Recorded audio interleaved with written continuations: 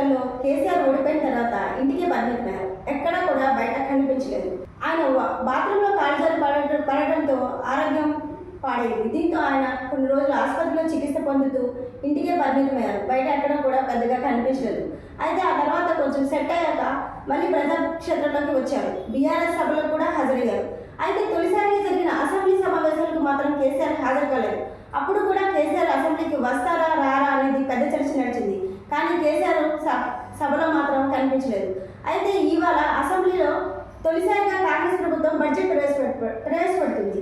ఈ బడ్జెట్ సమావేశాలకు కేసీఆర్ వస్తారని ఇప్పుడు మనకి సమాచారం అందుతుంది. అయితే దీంతో ఈసారి జరిగే బడ్జెట్ సమావేశాలపై సర్వత్రా ఉత్కంఠ నెలకొంది. కేసీఆర్ ఈ సమావేశాలకు హాజరవుతారా? ఒకవేళ హాజరైతే రేవంత్ రెడ్డిని టార్గెట్ చేస్తారా, లేదంటే రేవంత్ రెడ్డిని కేసీఆర్ని టార్గెట్ చేస్తారా అనేది మనం వేచి చూడాలి. మరిన్ని ట్రెండింగ్ వీడియోల కోసం న్యూస్ 18 తెలుగు యూట్యూబ్ ఛానల్ను సబ్స్క్రైబ్ చేసుకోండి.